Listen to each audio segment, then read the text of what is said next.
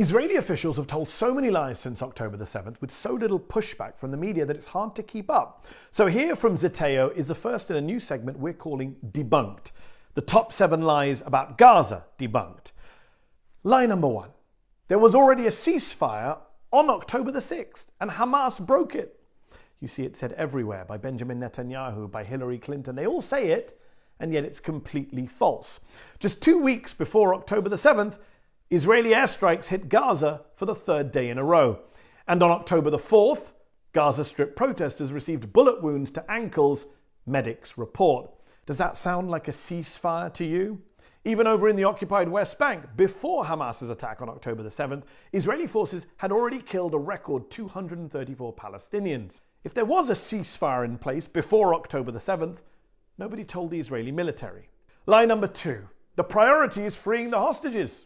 There's no higher priority, Joe Biden has said.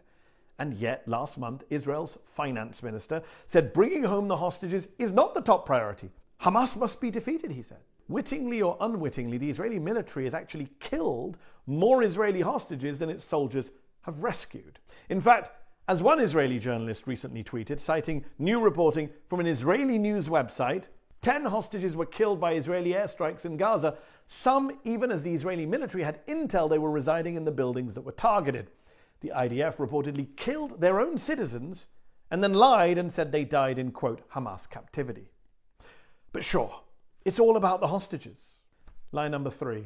40 beheaded babies. How can we forget the most emotive and most offensive lie of this entire conflict?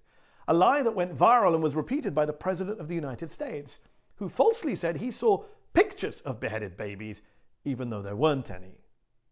Nor were their babies burned in ovens, as Israeli newspaper Haaretz proved in their investigation. They were all lies. In fact, according to data released by Israel's Social Security Agency, tragically there was one baby killed on October the 7th, 10-month-old Mila Cohen, may her memory be a blessing. But in the interests of facts, she was not beheaded. Now, one baby killed is one baby too many, a tragedy, a crime. But 40 beheaded babies is just a cynical, reckless, repulsive lie that was then used to justify the killing of hundreds of Palestinian babies. Lie number 4, there was a Hamas base underneath the Al-Shifa hospital.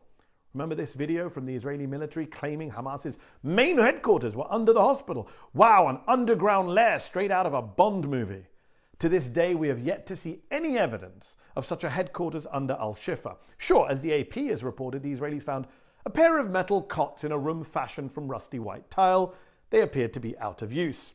Meanwhile, the Washington Post said the underground rooms found by Israel showed no immediate evidence of military use by Hamas, and Israel has provided no hard evidence that Hamas was using the hospital as a command and control center. The Israeli military lied so that they could attack more hospitals under the same false pretext. Lie number 5, you can't trust the Hamas health ministry. Remember what Israeli spokesman Mark Regev said to me on Peacock back in November? The Gaza Health Ministry says Israel has killed more than 11,000 people in Gaza, including a record number of children. Let me finish my question. No, but you can't say that. No, but you said you have to say the Hamas-controlled Ministry of Health in Gaza. I don't have to say what you asked me to say. Why mention Hamas-controlled every time? Because you can't trust the health ministry's numbers, right? Except the Israeli military does. The Israeli military has secretly found the Gaza Health Ministry's casualty figures to be reliable and even uses those numbers for its own intelligence briefings. Oh, and the world's most famous medical journal, The Lancet, found no evidence of inflated mortality reporting from the Gaza Ministry of Health. Lie number 6, there is no hunger in Gaza. That is an exact quote from an Israeli defense official. And it's a lie, obviously. Ask the parents of poor Mahmoud Fatou, the 2-month-old baby who starved to death recently in Gaza. According to the World Food Programme, 4 out of 5 of the hungriest people in the world right now are in Gaza.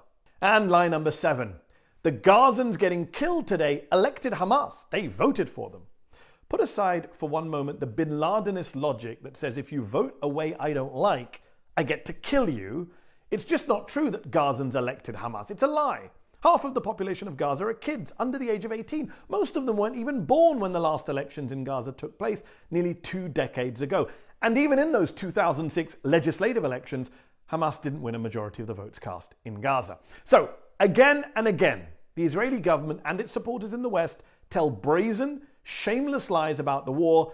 And so again and again, we must call out those dangerous and deadly lies, even if others in our media won't.